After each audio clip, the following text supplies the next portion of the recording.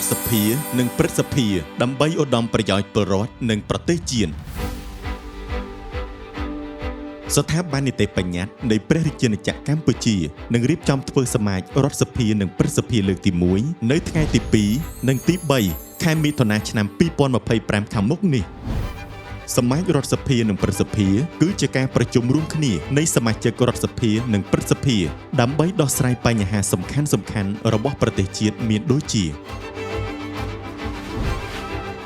ការគំរាមកំហែងយ៉ាងធ្ងន់ធ្ងរដល់ឯករាជ្យអធិបតេយ្យនិងបូរណភាពទឹកដី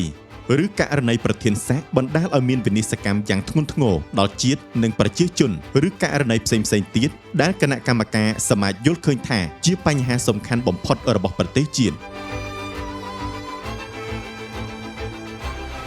សមាជរដ្ឋសភានិងព្រឹទ្ធសភាលើកទី1នេះរៀបចំធ្វើឡើងតបតាមសំណើរបស់សម្ដេចមហាបវរធិបតីហ៊ុនម៉ាណែតនាយករដ្ឋមន្ត្រីនៃព្រះរាជាណាចក្រកម្ពុជាដើម្បីពិភាក្សាប្រធានបទសំខាន់ៗចំនួន3សម្រាប់សេដ្ឋកិច្ចប្រទេសជាតិនិងជីវភាពប្រជាពលរដ្ឋរួមមានប្រធានបទស្ដីពីប្រព័ន្ធគាំពារសង្គមប្រធានបទស្ដីពីសេដ្ឋកិច្ចក្រៅប្រព័ន្ធនិងប្រធានបទស្ដីពីវិស័យកសិកម្ម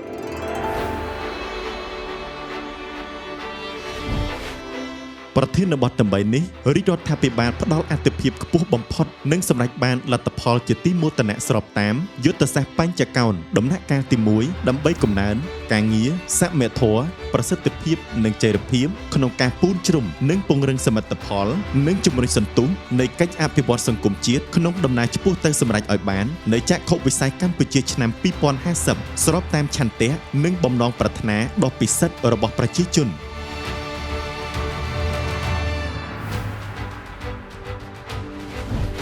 សមាជរដ្ឋសភានិងព្រឹទ្ធសភានឹងដឹកនាំសម័យប្រជុំដោយសម្ដេចអគ្គមហាសេនាបតីតេជោហ៊ុនសែនប្រធានព្រឹទ្ធសភានិងជាសមាជរដ្ឋសភានិងព្រឹទ្ធសភា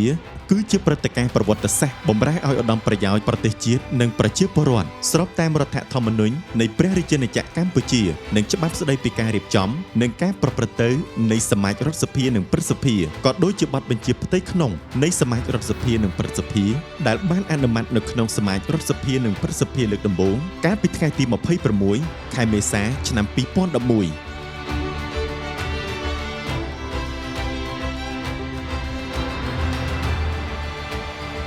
នៅក្នុងនីតិកាលទី7នៃរដ្ឋសភា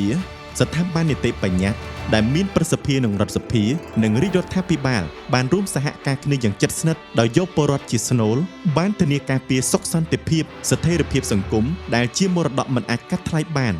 របស់សម្ដេចអគ្គមហាសេនាបតីតេជោហ៊ុនសែនអគ្គមគ្គុទ្ទេសក៍និងក៏ជាប្រតិបត្តិការសន្តិភាពដ៏ឆ្នើមរបស់កម្ពុជាបេសកកម្មបម្រើការពារប្រទេសជាតិរបស់សម្ដេចតេជោហ៊ុនសែនបានកំពុងបន្តការពារថែរក្សានិងលើកកម្ពស់ដោយសម្ដេចធិបតីហ៊ុនម៉ាណែតឥស្សរជនបន្តវេនប្រកបដោយធម៌វន្តវាងវៃនិងមុខមុតក្នុងការជំរុញការអភិវឌ្ឍប្រទេសជាតិឈានឆ្ពោះទៅកាន់ប្រទេសមានចំណូលមធ្យមកម្រិតខ្ពស់នៅឆ្នាំ2030និងប្រទេសមានចំណូលខ្ពស់នាឆ្នាំ2050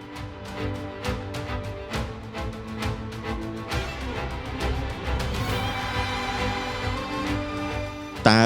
សមាជរដ្ឋសភានិងព្រឹទ្ធសភាមានទស្សនវិជ្ជាបែបណាសូមសាធារណជនមេត្តារងចាំទស្សនាព្រឹត្តិការណ៍ជាប្រវត្តិសាស្ត្រនេះដែលប្រារព្ធធ្វើឡើងនៅវិមានរដ្ឋសភានិងមានការផ្សព្វផ្សាយយ៉ាងទូលំទូលាយជូនសាធារណជនបានទស្សនាសូមកុំភ្លេចតាមដានព្រឹត្តិការណ៍ដ៏សំខាន់និងកម្រនេះដែលនឹងចាប់ផ្ដើមពីម៉ោង 8 ព្រឹកថ្ងៃទី 2 ខែមិថុនាឆ្នាំ2025នេះ